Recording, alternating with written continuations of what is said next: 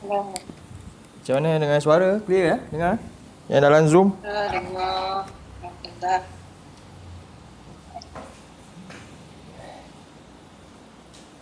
A'udzubillahi minasyaitonirrajim. Bismillahirrahmanirrahim. Alhamdulillahirabbil alamin.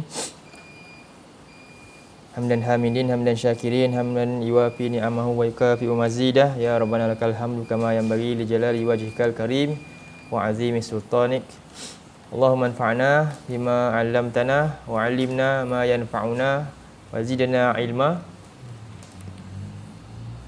Allahumma ati anfusana taqwaha wa zakkiha anta khairu man zakkaha anta waliyuha wa maulaha. Allahumma faqihna fid din wa 'allimna ta'wil. Subhanaka la ilma lana illa ma 'allamtana innaka antal alimul hakim. Rabbi shrah li sadri wa yassir li amri wa hlul 'uqdatam min lisani yafqahu qawli. Amin ya rabbal alamin. Alhamdulillah, ikhwati fillah, azakumullah, kepada semua yang hadir, rakan-rakan yang hadir juga, termasuk juga yang di dalam Zoom. Mudah-mudahan kita semua berada dalam rahmat Allah, dan mudah-mudahan juga pada malam ini sama-sama kita berada dalam cahaya daripada Allah, dan demi semata-mata pada malam ini untuk kita tadabbur ayat daripada surah An-Najm, surah yang ke-53. Mudah-mudahan kita ikhlaskan hati kita dan juga kita ihtisab iman dan ihtisab yang kita sedar bahawa ini adalah kewajipan. Memerhatikan, mentadabbur ayat-ayat Allah adalah merupakan satu kewajipan dan salah satu ibadah yang besar yang disukai oleh Allah, sebagaimana yang disebut dalam Quran dan juga hadis-hadis yang sahih. Baik, jadi kita telah masuk sampai ayat 4, terjemah dia dan tadabbur ayat 4. Jadi kita recap balik apa yang kita telah bincangkan secara ringkas.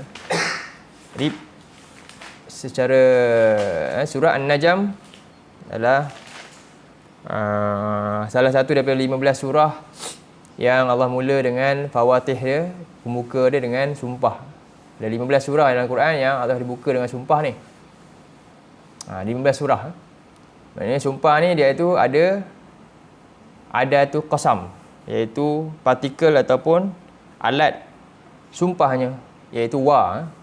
Alat sumpah dalam bahasa Arab ada wa, ada ba, ada ta. Ada 3 alat ataupun adat al-qasam. Jadi kita telusuri sikit. Saya tulis kat whiteboard, mudah-mudahan yang dalam Zoom boleh nampak lah. Kalau tak nampak, beritahu. Mana dia punya ni? Ada ingat ni?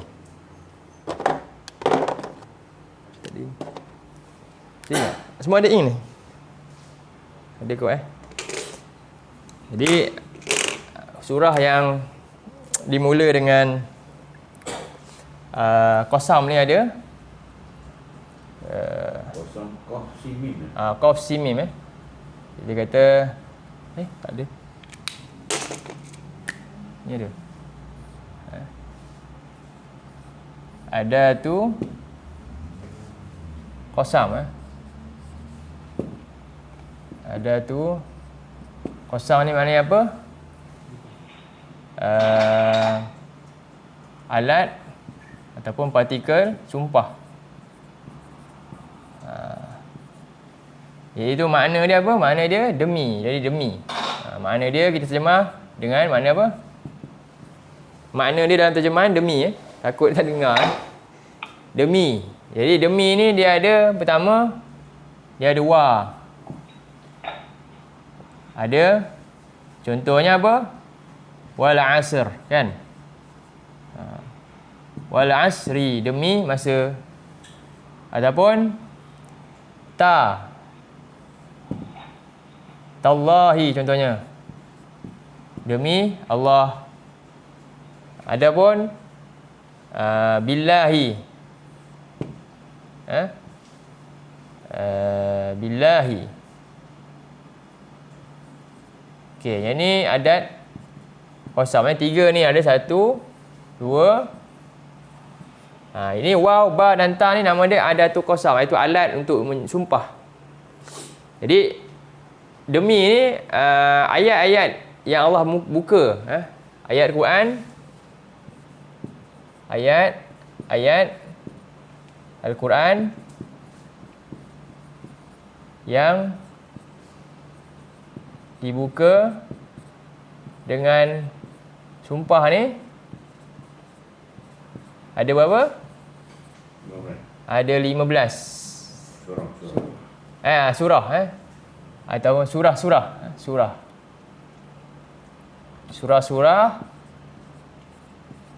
Al-Quran yang dibuka dengan sumpah ada 15 surah. Pertama surah apa? Surah 37 Ini nombor surah lah. Surah nombor apa? Nombor pertama surah 37. Ada 15 surah. Pertama surah 37. Surah apa? As-Saff wa Saffati Saffa tu kan. Kita lihat. Yang kedua surah apa? Yang kedua surah Az-Zariyat. Surah nombor 51. Cuba kita cek. Kita tengok. Kita boleh cek. Surah Az-Zariyat. Surah pertama surah As-Saffat yang saya share ni boleh tengok. Jadi was-saffa, Allah bersumpah dengan malaikat-malaikat yang berbaris-baris, bersaf-saf. Seterusnya surah yang dimulai dengan sumpah adalah surah Az-Zariyat, surah 51. Waz-Zariyati zarwa yang kedua. Surah yang ketiga At-Tur, Wat-Tur kan? Wat-Tur. Kemudian yang ketiga An-Najm yang kita baca sekarang ni, Wan-Najmi Idza Hawa. Yang seterusnya tak silap saya surah 77. Surah 77 Al-Mursalat. Ada 51, surah 52, surah 53, surah 77. Semua yang buka dengan wa. Demi Al-Mursalat. Kemudian setelah surah Al-Mursalat ni surah apa? An-Nazi'at. Wan-Nazi'ati kan? Surah 79.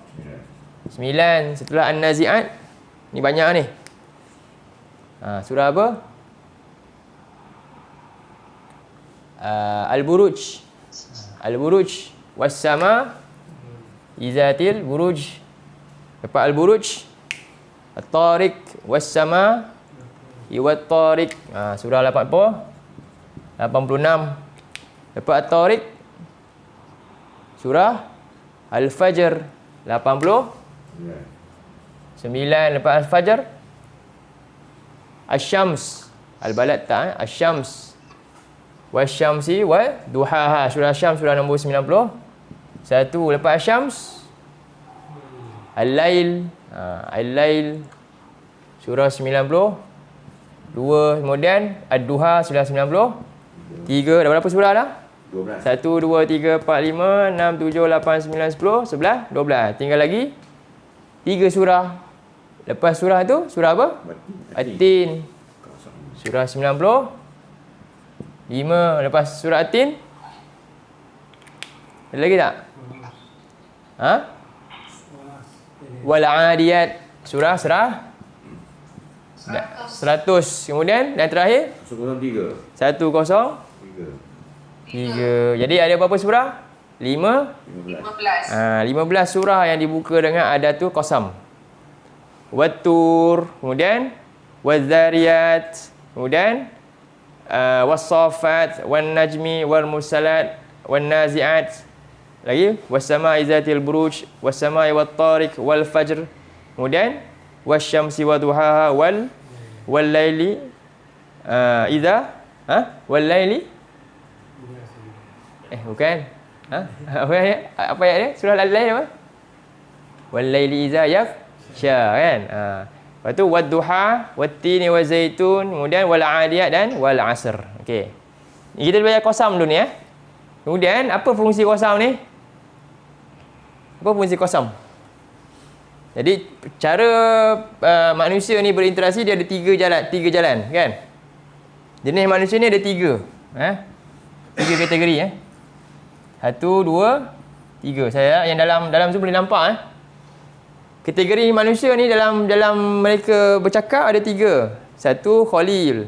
Iaitu apa? Yang bersih fikiran dia. Khalil al-fikr.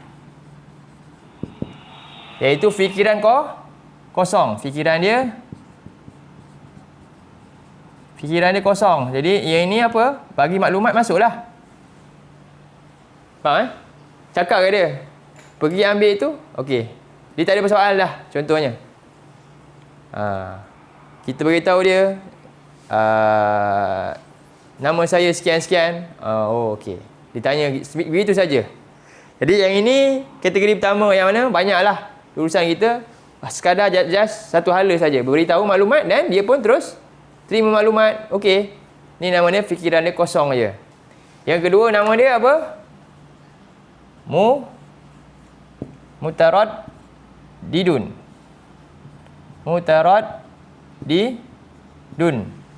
Yang ni apa? Yang ragu-ragu. Mutaraddid. Dia ragu-ragu, kan? Contohnya apa dia? Ni ragu-ragu. Ni kategori ke berapa? Kedua, Boleh nampak, jangan campur, Ragu-ragu. Mutaraddidun. Bila ragu-ragu, apa yang diperlukan? Perlukan taukid. Contohnya kita kata dia apa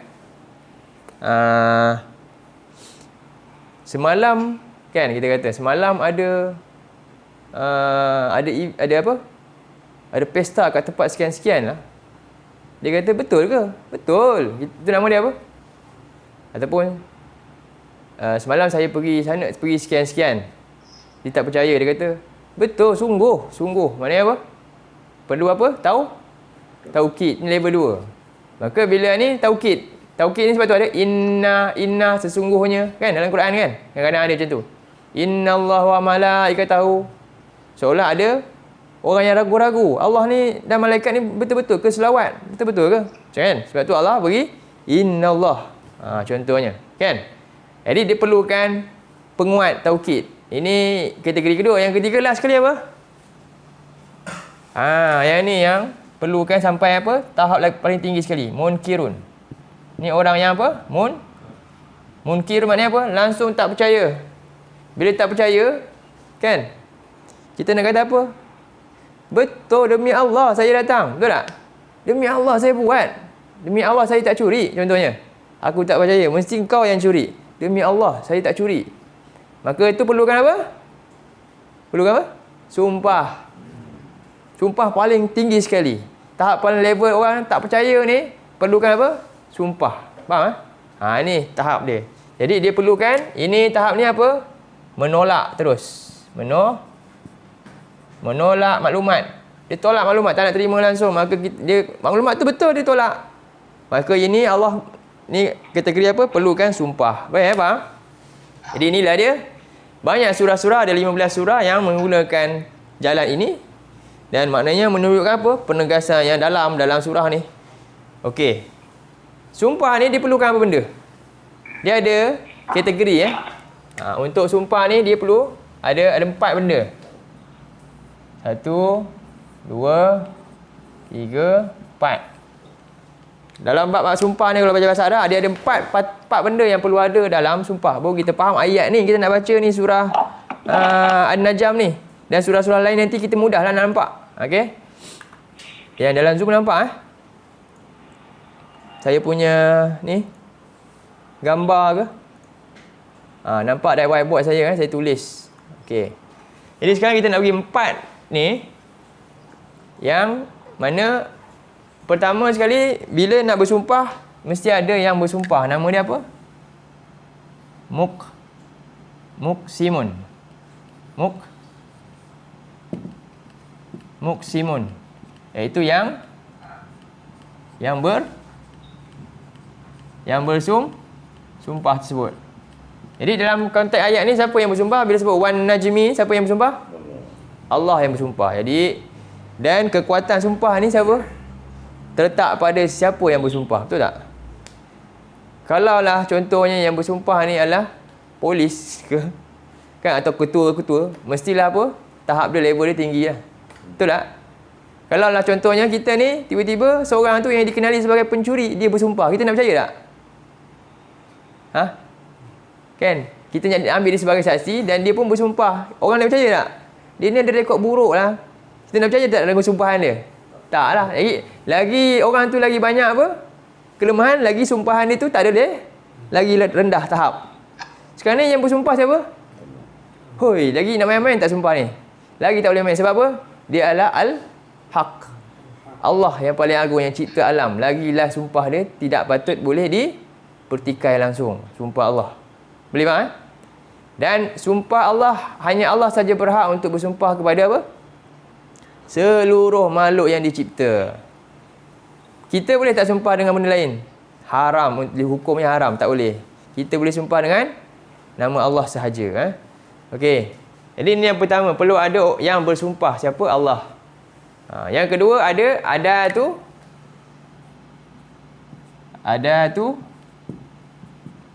qasam. Iaitu alat sumpah dia. Alat sumpah. Itulah tadi. Wow, ba ni alat dia. Okey. Bila bersumpah mesti ada apa nak pakai? Wa ke ba ke ta? Betul tak? Kita nak bersumpah nak pakai apa? Saya nak bersumpah pakai wa, wallahi contohnya. Tu yang kedua.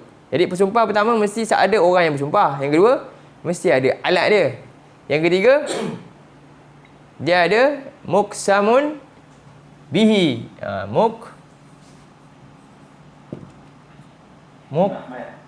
Muqsamun bihi. Apa makna muqsamun bihi? Yang dalam Zoom, siapa tahu muqsamun bihi apa? Muqsamun bihi maknanya yang disumpahkan dengannya. Yang disumpahkan. Contohnya dalam ayat ni kita mesti ada benda yang kita nak sumpahkan. Apa dia? Bintang. Allah bersumpah demi bintang. Jadi ini maknanya apa? Yang disumpahkan dengannya. Yang disumpahkan dengannya. Ini yang kedua. Maknanya jadi objek sumpah. Ini dah sebut objek sumpahnya apa? Jadi banyaklah objek sumpah. Selalunya objek sumpahnya mestilah menunjukkan apa? Dia umpama macam bila kita nak sumpah ni, seolah macam kita dah letakkan satu, apa orang kata? Apa orang kata? Kalau orang nak ni, letak sebagai cagaran Cagaran kan? Ini barang saya, pegang. Kalau tak percaya, ambil ni. Contohnya. Kan? Jadi, benda yang bernilai. Apa saja objek yang muqsam ni yang disumpahkan, mesti sesuatu yang bernilai tinggi yang besar lah. Jadi kita tak adalah yang paling bernilai, melainkan Tuhan kita lah. Sebab tu kita bersumpah demi Allah. Dan Allah bersumpah dengan maknanya apa muqsam bih yang Allah gunakan, apa objek sumpah yang Allah guna, masa ke, demi bukit ke, demi langit ke, demi bintang dan sebagainya. Maknanya itu sesuatu yang hebat benda tu. Bukan boleh dipandang remeh. Apa saja yang Allah sumpahkan dengannya, maknanya benda tu adalah benda yang besar, ciptaan Allah yang hebat. Allah nak suruh kita gambarkan. Yang ketiga, yang keempat, bila dah ada objek sumpah, maka apa dia? Perlu ada apa pula? Perkara yang disumpahkan ke atasnya apa? Sumpah untuk apa? Saya sumpah saya tak mencuri contohnya. Itu benda ceritanya. Kena ada nama dia muqsam, muqsamun alaih. Apa ni? Yang disumpahkan ke atasnya. Yang ni lah, empat ni mesti ada. Bila sebut sumpah demi, mesti ada empat perkara dalamnya. Okey, jelas Maka kat sini kita tengok semua ada. Pertama, wan najmi. Sebab itulah apa makna wan najmi? Dari segi makna dia sebenarnya kalau dari susunan, wan najmi asal dia macam ni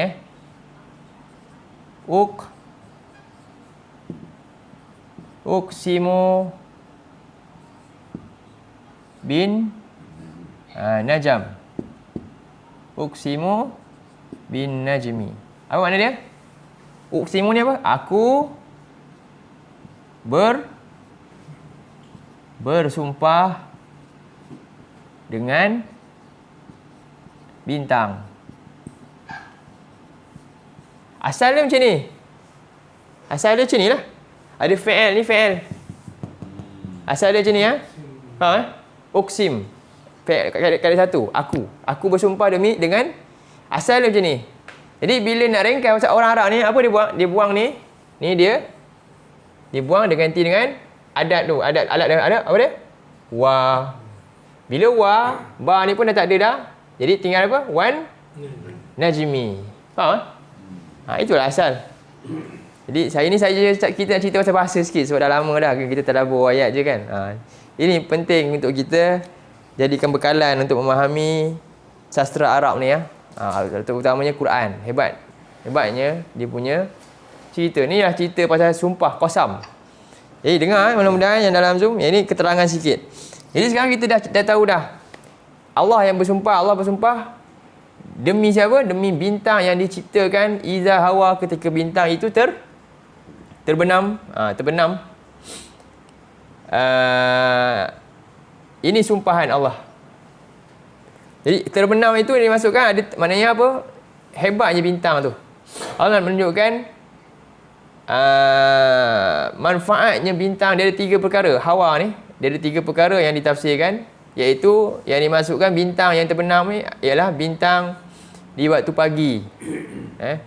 Hawa ni dalil dia wan najmi iza, saya tulis sini iza.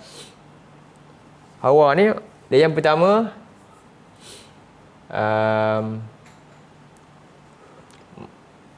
keajaiban atau manfaat bintang. Satu, keajaiban bintang. Agar berfikir. Ni boleh rujuk surah 16 ayat 18 sini. 18 kot.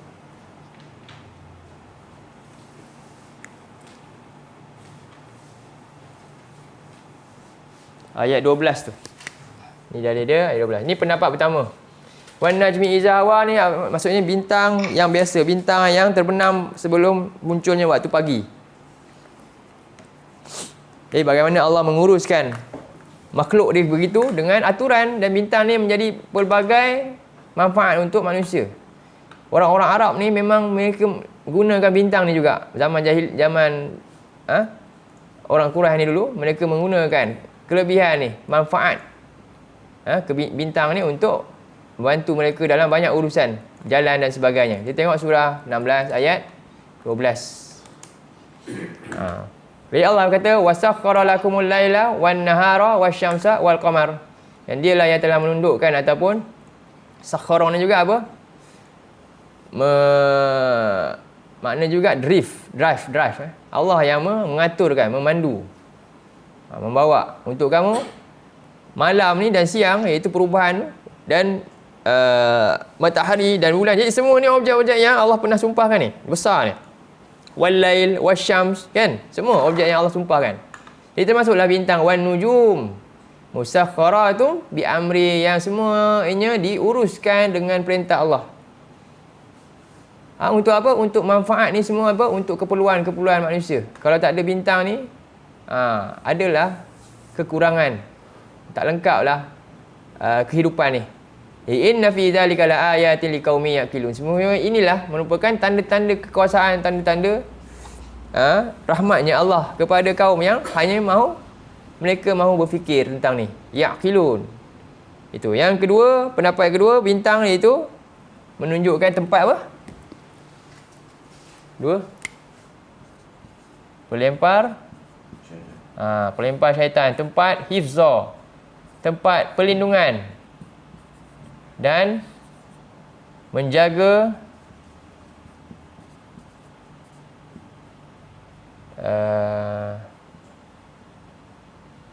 apa yang di bawah lah, apa yang di bawahnya lah. Tempat ni. Surah 37 ayat 6 hingga ayat 6, 7, 8 lah. 8 antaranya. Kita boleh buka surah tu. Ni pendapat ketiga. Wan najmi iza hawa. Surah 37 ayat yang ke-6. Kita lihat.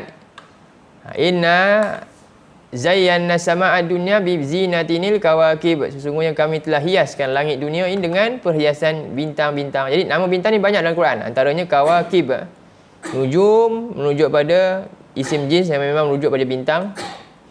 Kemudian ada kawakib juga menunjuk pada gugusan bintang. Ada juga masabih. Masabih menunjuk pada sifat bintang, iaitu seumpama macam pelita yang menyala. Kalau kita lihat bersinar kelipan kan dari jauh. Masabih antara makna dia. Banyak lagi nama-nama bintang yang ada dalam Quran ni. Jadi kemudian Allah kata antara fungsi bintang ya, langit ini adalah perhiasan, dan di sana ada bintang-bintang menjadi perhiasan langit. Dan apa fungsi dia? Wahifza, sebagai pemelihara min kulli syaitanin marid, daripada setiap syaitan yang derhaka, yang mencuri-curi, yang istima', yang cuba untuk curi.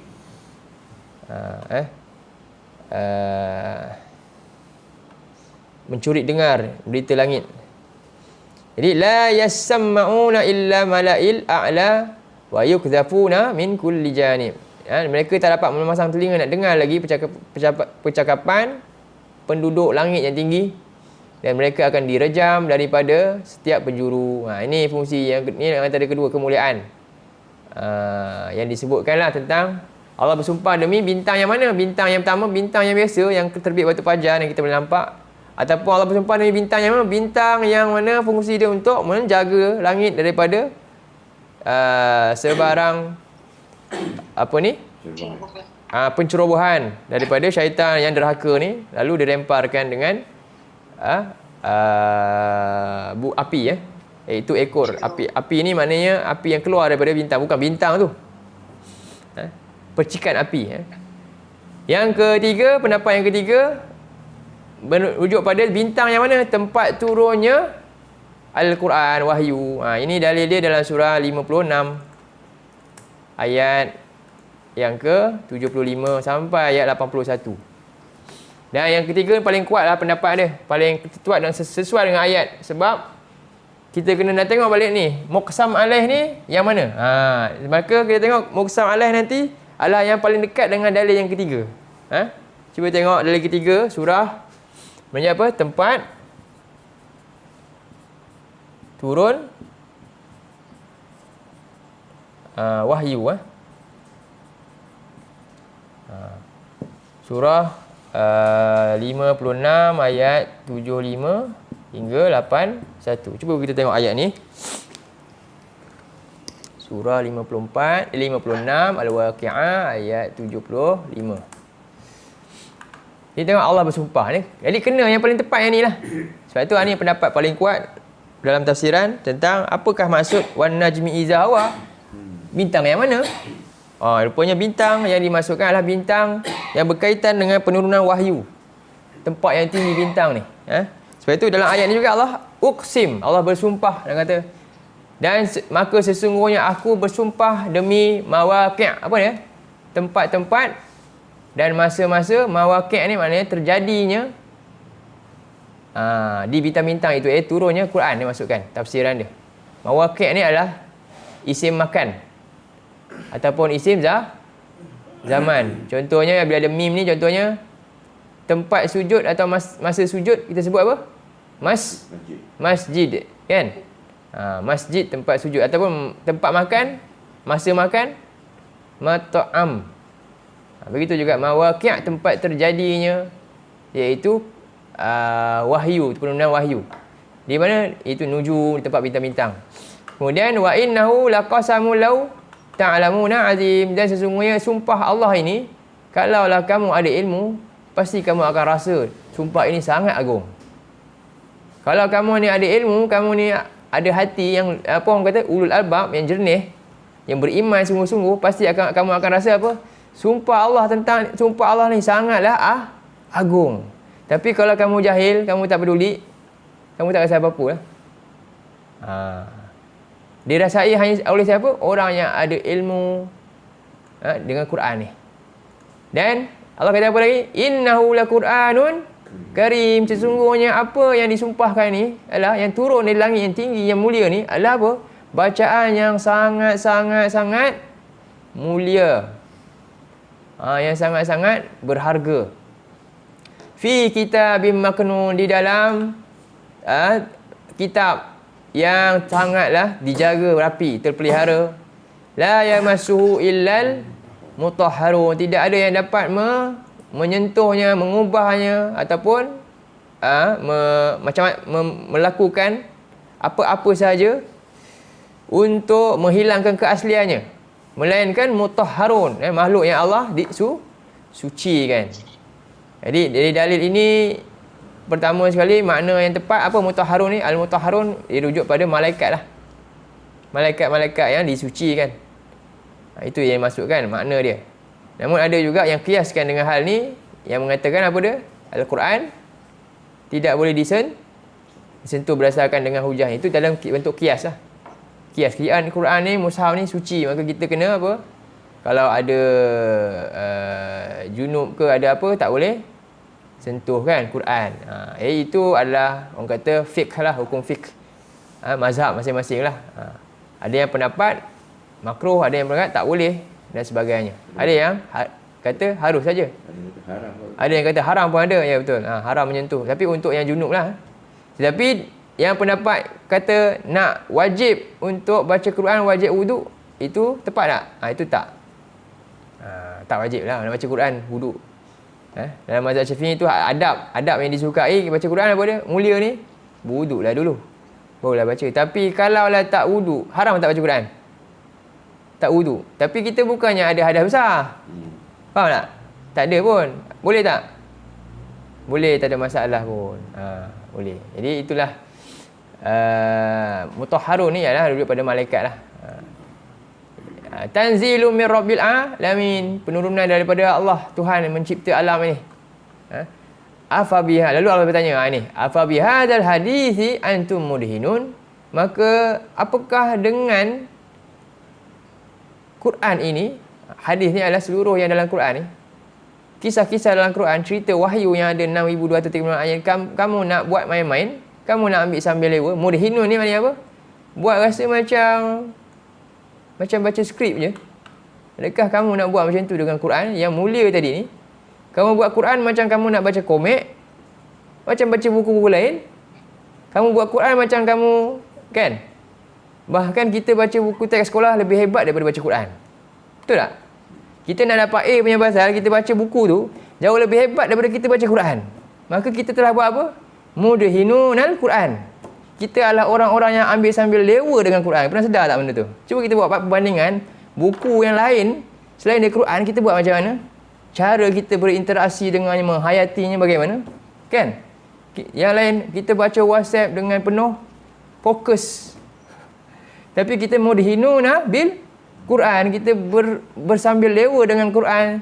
Dah selama-lama baca Al-Fatihah tak faham apa benda. Adakah itu patut? Adakah kita tak termasuk dalam ayat ni? Kena fikirkan balik. Maka sebab tu Allah bersumpah dengan Quran ni, sumpah yang maha dahsyat.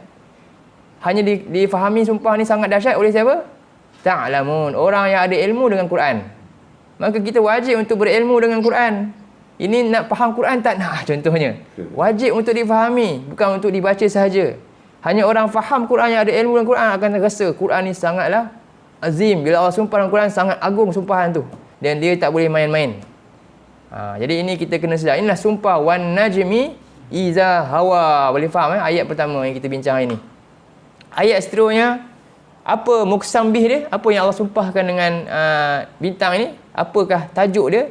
Cerita sumpahan ini. Ayat yang kedua, surah 53 kita buka balik ayat yang kedua.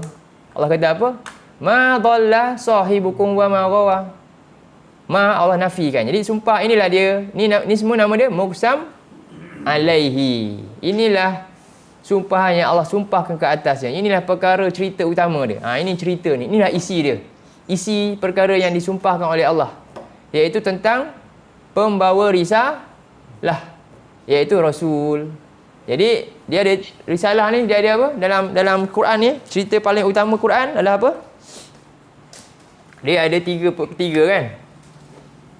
Dia ada mursil. Apa ni? Mursilun siapa? Yang mengutus. Siapa yang mengutus? Allah. Allah lah yang mengutuskan rasul-rasulnya. Allah pilih siapa saja yang dia hendak untuk mengutuskannya. Dalam surah cuba buka surah sekejap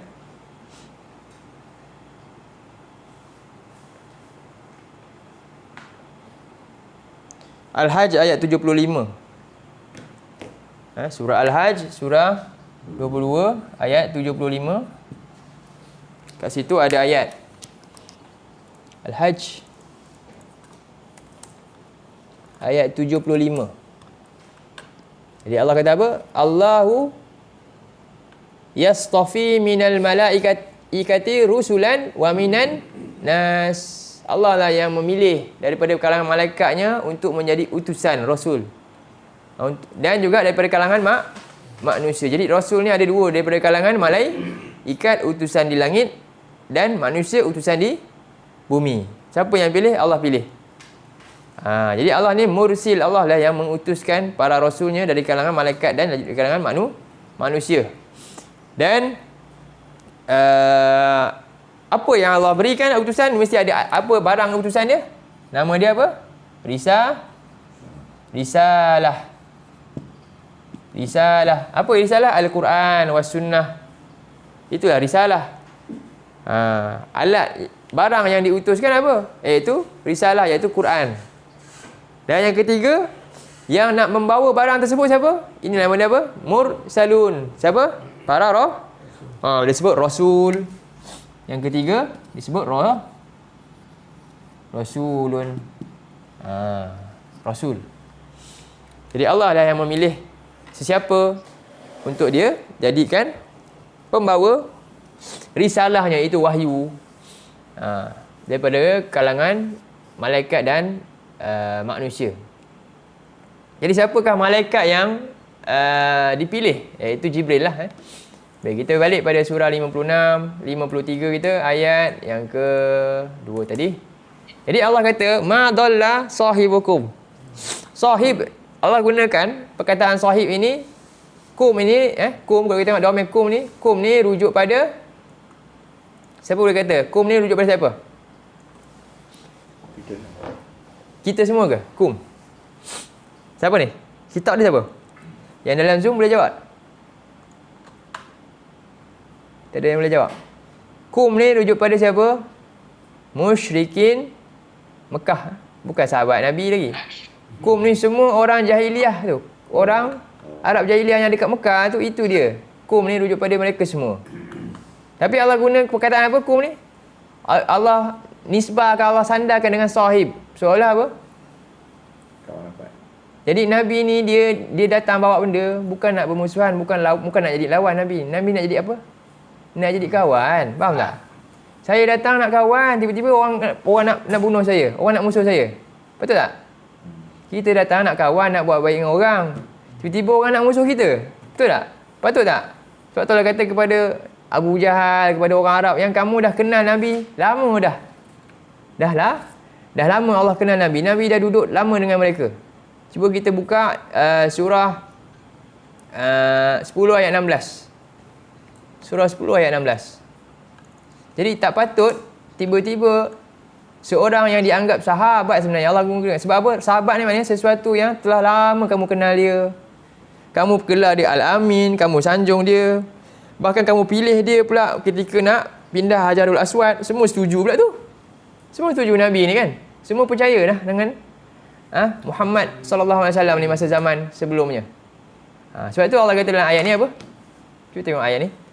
Ayat 16. Qul law sya'allahu ma talautuhu alaikum wala adrakum bih. Katakanlah wahai Muhammad, kalaulah Allah kehendaki, tidaklah aku bacakannya ke atas kamu. Nabi datang ni membawa sesuatu perkara yang berlawanan daripada kaum dia. Kerana apa? Perintah Allah. Jadi apa dia kata? Kalaulah Allah kehendaki, tidaklah aku bawa benda ni, aku baca. Talau ni maknanya tilawah, baca Quran ke atas kamu, wahai orang-orang yang tak nak beriman ni. Wahai Abu Jahal.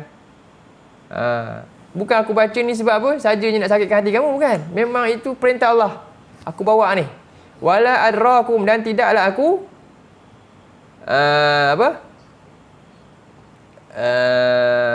beritahu kamu dengan jelas. Tidaklah aku bersungguh-sungguh nak beri penjelasan kepada kamu tentang ni.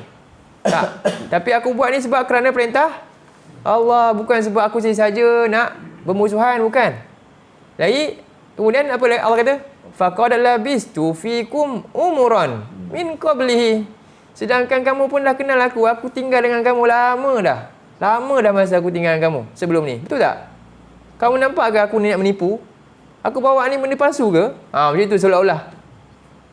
Afala ta'qilun, kamu tak ada otak ke, tak ada fikir? Betul tak? Ayat ni sangat je jelas, subhanallah. Cerita Nabi dah dulu lama, macam kita lah. Kita kenal dia ni seorang baik, tiba-tiba satu hari tu dia nampak kita ni buat salah banyak. Dah lama dah dia tak nak tegur. Sebab apa? Tapi dia fikir-fikir balik, tak boleh jadi ni. Akhirnya dia pun tegur, terus kena halau contohnya. Patut tak? Jadi itulah Nabi. Jadi tak patut berlaku itu. Sebab itulah Allah kata, Allah gunakan uslub apa? Sahib. Maknanya apa? Nabi ni bukan nak buat lawan, Nabi nak berkah. Ini sahabat. Sahabat ni dia kerja nak tolong orang. Sepatutnya kamu ni apa? Tolong sahabat ke musuh dengan sahabat? Abu Jahal dulu, Nabi ni sahabat ni. Sepatutnya dia musuh ke ataupun tolong kawan? Tolong kawan, tapi tengok betapa ramai orang yang memusuhi pula. Begitulah apabila seseorang itu membawa risalahnya. Ini adalah sunnatullah. Balik pada surah 53 ayat kedua. Itulah maksud Allah guna kalimah sahib. Jadi Allah kata, tidaklah orang yang kamu kenal dah tinggal lama dengan kamu, yang baik hati dengan kamu, yang memang nak buat baik dengan kamu, yang jujur nak bawa kebaikan untuk kamu, dan dia sepatutnya adalah kawan kamu yang terbaik. Tidaklah dia rawa, dia ni tak sesat pun, tidak dia terpesong pun. Sedangkan apa yang dicakap semuanya apa? Wa ma yantiqu anil hawa in huwa illa wahyu yuha. Tidak ada yang keluar dari mulutnya melainkan semuanya adalah perintah wahyu daripada Allah. Tidak lain adalah wahyu yang diwahyukan. Apa maksud wahyu ni? Al-Quran dan As-Sunnah. Buka surah 4 ayat 113. Kita tengok ayat bahagian bawah ni.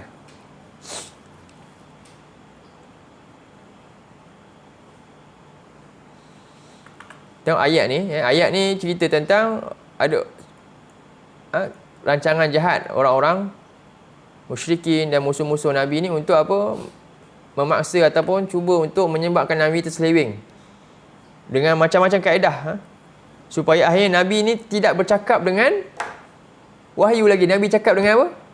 Nafsu. Mereka sengaja buat Nabi marah dan sebagainya, tapi Allah jaga Nabi. Sebab tu Allah kata apa? Wa ma yantiqu anil. Tak ada satu pun Nabi bercakap dengan apa? Atas dasar apa? Emosi. Kita kadang-kadang kan dah keluar daripada landasan dah. Nabi tidak. Allah jaga Nabi. Sebab itu dalam ayat ni apa? Falaula fadlullahi alaika, kalaulah bukan kerana, walaula fadlullahi alaika, walau bukan kerana kurniaan Allah. Jadi semuanya yang dapat pada Nabi. Kenapa Nabi boleh terus cakap hanya ikut perintah Allah walaupun Nabi sakit hati kan? Sebagai manusia kena macam-macam, kadang-kadang ada emosi, marah, nak cakap ikut hati, tapi Nabi tetap dijaga oleh Allah, tak cakap ikut hati melainkan dengan wahyu. Banyak kisah, contohnya kisah surah Al-Kahfi turun macam mana kan? Nabi ditanya 3 soalan, lalu apa? Wahyu tak turun-turun pula. Nabi pun tunggu, dan Nabi tuduh macam-macam lah kan? Yang kalau kita dah jawab dah, tak fikir, yang penting kita goreng je jawapan kan? Nabi tak goreng pun, Nabi tetap sabar dan tunggu wahyu. Sebab itu wa ma yantiqu anil hawa, Allah yang jaga Nabi. Jadi kalaulah tidak kerana kurniaan Allah ke atas Nabi, kata engkau, Allah kata wa rahmatuhu, dan rahmatnya, lahammat ta'ifatum minhum Ayadilluka, pastilah telah berjaya, berhasil. Segolongan daripada mereka untuk menyesatkan kau, iaitu menyebabkan Nabi cakap guna emosi. Betul tak? Dengan provokasi mereka, kadang-kadang kan kita sebagai manusia ada cakap dengan emosi, ada. Tapi Nabi tidak sama sekali. Itu kelebihan Nabi. Semua yang cakap adalah wahyu. Wa ma yadilluna illa anfusahum, dan tidaklah mereka dapat menyesatkan melainkan mereka sebenarnya menyesatkan diri mereka sendiri. Wa ma yadurrunaka min syai', dan tidaklah mereka dapat mudaratkan engkau sedikit pun. Allah jaga Nabi. Nabi membawa risalah dengan jujur sekali. Tak ada sikit pun Nabi khianat dengan risalah yang dibawa oleh Nabi SAW. Jadi apa yang Allah beri pada Nabi? Wa anzalallahu alaikal kitaba wal hikmah, dan Allah telah turunkan ke atas engkau kitab, iaitu Quran, dan hikmah dan sunnah. Inilah Nabi cakap. Wa ma yantiqu anil hawa, maksudnya apa? In huwa illa wahyu yuha, iaitu al-kitabu wal hikmah. Dua tu. Wa 'allamaka ma lam takun ta'lamu, dan Allah mengajarkan Nabi SAW apa yang tidak baginda tahu. Banyak. Jadi wa kana fadlullahi 'alaika 'azima, dan kurniaan Allah ke atas Nabi ini sangatlah banyak sekali. Jadi inilah maksudnya dalam ni kita nampak kait dengan ayat ni merupakan kurniaan Allah ke atas Nabi. Kerana itulah Nabi, Allah kata jamin yang wa ma yantiqu anil hawa in huwa illa wahyu yuha. Itu jawapan dia dalam surah berapa? Surah tadi berapa? Ingatlah tu kita boleh tengok rekod Jadi surah apa risalah ni, wahyu tadi? 10-16 menunjukkan Nabi ni sahib. 12 kan? 16 ke 12? 16. Nabi dekat sekali dengan orang Arab jahil, kafir Quraisy ni. Dan Nabi ni hanya bawa apa? Wahyu, iaitu Quran dan sunnah. Surah 4 ayat 113. Ayat yang kelima. Allamahu syadidul quwa, mengajarkannya siapa? Yang mengajarkan akannya oleh syadidul quwa. Jadi ini syadid rujuk pada sifat. Syadid ni bukan namanya tetapi sifatnya. Namanya siapa? Jibril. Banyak nama cara sebutan lah. Jibrail ada, Jibril ada. Syadid, iaitu jadi sifat Jibril ni antaranya apa? Syadidul quwa, sangat gagah, kuat. Banyaklah ini kalau nak tengok ke dalam hadis lah antaranya. Dan zu mirratin fastawa, yang mempunyai mirrah. Mirrah ni maknanya apa? Tubuh yang tegap dan kecerdasan akal. Fastawa, mirrah ni lebih kepada sebenarnya disebut fatlun, maftulun, fatalam. Fatalam ni menunjuk pada otot ni. Kalau orang yang badan dia kekar tu disebut maftul, orang yang otot dia tegap. Faham mirrah ni itu maksudlah. Lalu yang memiliki, sebab itulah dalam hadis kita kena tengok dalam hadis daripada Nabi SAW. Kita tengok hadis dalam Sahih Muslim. Ra'a Muhammadun Jibril lahu situ mi'ati janahi qad saddal ufuq. Ni dalam Sahih Muslim saya bacakanlah hadis ni. Nabi SAW Muhammad telah melihat Jibril, baginya ada 600 sayap. Dan dia benar-benar berada di ufuk, iaitu memenuhi ufuk tu. Seluruh ufuk tu penuh dengan ditutup oleh tubuhnya sahaja. Maknanya begitu besarnya, gagahnya Jibril ni alaihissalam. Wa huwa bil ufuqil a'la, dan dia berada di ufuk yang tinggi. Dalam surah yang lain tentang ini, kita tengok dalam surah 81. Surah 81 Allah menceritakan lagi tentang Jibril ni.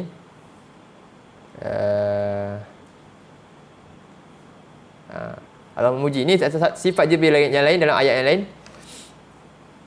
Allah kata apa? Innahu laqaulu rasulin karim. Sesungguhnya Quran itu, wahyu yang diberi itu merupakan ucapan daripada siapa? Utusan. Jadi ini rujuk pada siapa? Jibril. Rasulin karim. Jadi kita lihat kat sini sama tadi Allah kata apa? Bal huwa Quranun karim kan? Apa saja yang bersama dengan Quran, yang rapat dengan Quran, dinisbahkan dengan Quran, sifatnya apa? Mesti karim, mesti mulia. Mesti mulia. Jadi siapa-siapa yang participate dengan Quran ni, dia akan mulia. Kalau kita nak mulia, dekatkanlah dengan hati kita dengan Quran. Quran ni tempat dia kat mana? Kat dalam hati kita. Jadi ini sesungguhnya ialah ucapan daripada seorang utusan yang mulia. Yang mana? Zi quwwatin inda dzil arsy makin. Yang kuat, memiliki kekuatan di sisi arash yang teguh. Muta'in sama amin, yang ditaati di sana. Jadi dia ketua malaikat. Yang tu dia ditaati. Sama amin, lagi amanah. Dan Allah puji satu lagi, sama macam ayat surah An-Najm, wa ma sahibukum bimajnun, dan tidaklah sahabat kamu sama. Sahib ni maknanya kum ni rujuk pada siapa? Kafir Quraisy. Tidaklah orang yang kamu ni nak musuhi ni adalah seorang yang gila. Dan walaqad ra'ahu bil ufuqil mubin, dan sesungguhnya dia telah melihatnya, Jibril itu, di ufuk yang nyata, jelas. Baik, dari sini kita boleh lihat Nabi SAW yang sahih, yang sahih, Nabi melihat Jibril dalam rupa yang asli. Ini rupa asli dia. Berapa kali? 2 kali. Nabi melihat Jibril dalam rupa yang asli adalah 2 kali. Pertama ayat ni, ufukil mubin adalah maknanya apa? Di dunia. Ketika wahyu awal turun, ketika Jibril menampakkan rupa parah yang sebenar dia, dan Nabi ketakutan, Nabi balik rumah kan. Itu 1 kali pertama. Itulah sekali di dunia ni. Kali kedua kat mana? Kita buka surah An-Najm tu. Surah An-Najm kita tadi. Kali kedua di sini ya. Wa huwa bil ufukil a'la. Ni di mana pula ufukil a'la kat mana? Ada 2 ni. Ni tapi ufukil mubin. Apa beza ufukil mubin dengan ufukil a'la? Jadi satu apa? Al ufukil mubin. 2 al ufukil a'la. A'la maknanya apa? A'la. A'la ni ada hamzah ni. Maknanya paling tinggi. Paling tinggi, faham? Maknanya tempat yang mana ilmu makhluk dah terhad, dah habis kat situ dah. Tak ada tempat lagi dah. Paling tinggi sekali. Itulah stop tu, betul tempat akhir dia. Sebelum arash ni, itulah habis. Jibril pun sampai situ je, habis dah. Tak ada tempat lain dah, tak boleh naik lagi dah. Nabi melihat dia rupa parah yang besar kat situ. Ni.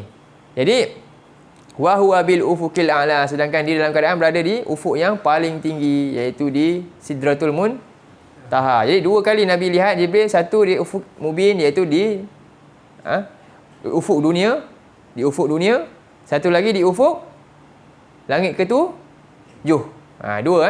Ini berdasarkan hadis dalam Sahih Muslim. Saya bacakan hadisnya.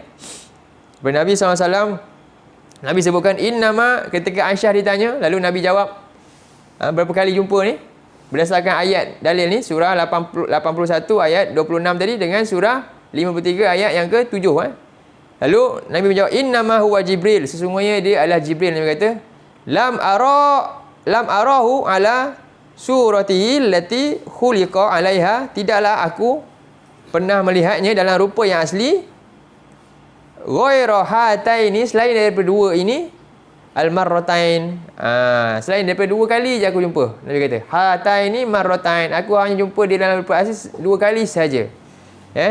Ra'aituhu munhabitan minas sama'i, dan aku melihatnya turun dari langit bumi ni. Kemudian rupanya dan izamu khalqihi ma bainas sama'i ilal ard, di mana tubuhnya yang besar memenuhi ruang di antara langit dan bumi, iaitu Nabi jumpa ketika mana? Di bumi dan juga di langit ufuk dunia dan di ufuk di Sidratul Muntaha. Itulah 2 kali. Jadi sebab itu tafsiran tentang ayat ni ada yang menyebutkan Allah, Nabi melihat Allah, itu salah lah. Nabi tak melihat Tuhannya. Nabi melihat apa? Utusan Tuhannya, iaitu Jibril alaihissalam. Dan dia sebab apa? Dia sesuai dengan ayat ni, cerita pasal Jibril yang bawa wahyu pada Nabi. Diutuskan oleh Allah. Summa dana fatadalla. Kemudian dia mendekat, lalu semakin dana ni telah dekat oleh ia. Fatadalla, lalu telah semakin dekat. Fatadalla. Kemudian fakana qaba, lalu adalah ia telah berada jarak. Qaba ni berada di jarak. Kausaini apa? Dua hujung busur panah. Ni busur panah kan? Panah tu kan ada yang besi depan dia tu. Kalau panah ni dia ada panah. Arrow ni kan dia ada ni kan? Dua tu. Dua busur ni. Dekat lah. Jarak dia. Dekat sangat, rapat. Tak laki kan? Kausai ni au adna, bahkan lebih dekat. Jadi dua jarak ni kalau ada panah tu. Fa'auha ila 'abdihi ma auha, lalu dia pun mewahyukan kepada hamba Allah ni, hambanya ma auha, iaitu Abdullah, iaitu Rasulullah sallallahu alaihi wasallam. Jadi Jibril menyampaikan wahyu. Maknanya apa? Ada tak kemungkinan akan berlaku kesilapan? Ada tak? Kesilapan dalam kefahaman, ada tak? Macam kita dengan Zoom ni. Ada tak kemungkinan berlaku kesilapan kefahaman? Ada kan, kadang-kadang line tak dengar sikit ke, tengah Zoom tertidur kan. Dah miss info dah kan. Dalam kelas pun miss info juga kan. Banyak. Jadi ini dekat rapat betul. Adakah kemungkinan akan berlaku kesilapan? Oh, tidak sama sekali. Ini nak kata wahyu ni begitu solid, mantap. Begitu. Faham ini cerita dia. Baik. Jadi ma kadzabal fuadu ma ra'a, tidaklah fuad, iaitu apa? Akal dia. Tidaklah telah berbohong oleh akalnya dengan apa yang dia nampak, apa yang telah lihat oleh ia, iaitu Rasulullah. Apa yang Nabi nampak bukan bohong, ini bukannya khayalan, ini betul, the real, the truth Nabi nampak. Begitu. Ni di mana ni? Di Sidratul Muntaha, yang dia nampak semua yang dia nampak. Jadi afatumarunahu ala ma yara, apakah kamu membantahnya? Maru ni maknanya apa? Kamu meragui serta membantah akannya. Ingat mara ni dia ada, ragu ni ada 3 tahap yang saya ingat. Yang paling tinggi mara ni. Mara ni adalah maknanya apa? Menolak dan bantah. Ragu, tolak, bantah terus. Itu maksud dia. Kalau syak, dia 50-50. Ragu 50, syak kan? Syak. Kalau raib, ragu apa? Sikit je, 1% ragu. Tu. Kalau syak, 50-50. Kalau tumaruna ni, mara ni, ragu yang 100%. Sampai bantah. Jadi, afatumarunahu, adakah patut kamu bantah ala ma yara, apa yang dia nampak, yang disaksikan sendiri. Walaqad ra'ahu nazlatan ukhra, demi sesungguhnya dia telah melihatnya di satu tempat yang lain, yang kali kedua ini tadi. Kali kedua iaitu di indah sidratil muntaha, ketika berada di sidratil muntaha. Indah di sisinya jannatul ma'wa, yang dekat dengan syurga ma'wa. Jannatul ma'wa, syurga tertinggi. Iz yaghsha sidrata ma yaghsha, ketika mana ia meliputi oleh daun tu. Sidrah ni apa? Daun sidir. Iaitu pohon apa? Pohon apa sidir ni? Kat luar ni dia. Sidir ni apa? Bidara. Besar mana pohon bidara ni Nabi gambar dalam hadis?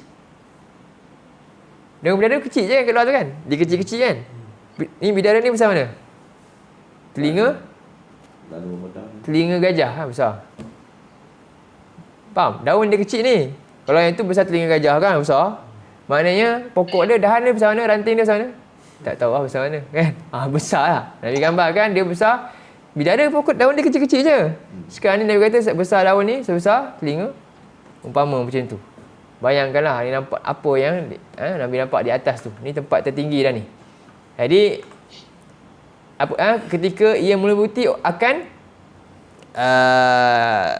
sidrah ni, daun apa yang ia liputi. Ini kalau kita nak baca ni dalam hadis ada panjang cerita tentang Isra' wal Mi'raj. Jadi ini cerita adalah ketika Mi'rajnya Nabi. Nabi melihat syurga, Nabi melihat neraka. Nabi melihat ada tempat bersandarnya Nabi Ibrahim disebut apa nama dia? Baitul Ma'mur. Di Baitul Ma'mur adanya apa? Setiap kali masuk 70,000 malaikat tawaf. Lepas tu keluar dah, tak ada dah. Masuk lagi. Setiap hari ada masuk 70,000. Bayangkan berapa ramainya malaikat setiap hari. Sekarang ni masih lagi ni. Semalam baru masuk 70,000 malaikat. Kan? Ni hari ni baru masuk lagi 70,000 malaikat. Bayangkan betapa baik. Itu malaikat yang baru tu. Bukan malaikat yang dah sedia ada berulang-ulang. Bukan. Malaikat lain masuk, 70,000 yang baru masuk. Jadi, ma zaghal basaru wa ma tagha. Tidaklah mata dia tu telah apa? Zara ni apa? Telah menyeleweng oleh penglihatan dia. Wa ma tagha, dan juga tidaklah penglihatan dia melampaui batas. Jadi ini menunjukkan adab Nabi. Nabi tidak faham? Adab Nabi, Nabi pertama, Nabi tak langsung tak nak tengok, tak perhatikan. Dan Nabi juga tidak berlebihan dalam memandang. Oh, Nabi nak tengok syurga lebih-lebih ke, nak masuk, tak ada. Nabi ni beradab dengan Allah. Ini akhlak Nabi. Kita kalau tengok teruja, kita buat apa? Intai lah lebih-lebih kan. Nabi tidak. Nabi sekadar itu sajalah yang ditetapkan oleh Allah. Nabi pun sekadar itu juga. Ini mazarul basar, iaitu tidak mata dia langsung terpesong ataupun berlebihan. Ifrat tafrid lah kira. Nabi ni jenis macam tu. Nabi ni sederhana, tidak terlalu cuai, tidak terlalu hulu. Faham? Kita juga kena agama kita macam tu. Tidak terlalu lalai cuai langsung, tak peduli, ataupun tak berlebihan di tengah di antara itu. Inilah adab yang akhlak Nabi SAW yang boleh kita dapat daripada ayat ni. Jadi insya-Allah kita akan sambung ayat yang ke-18. Ini ayat ni ringkas dah cerita je. Jadi saya tutup dengan ayat 17 pada malam ni. Kita akan sambung ayat 18. Laqad ra'a min ayati rabbihil kubra. Kita akan cerita apakah ayat-ayat yang besar yang dilihatnya.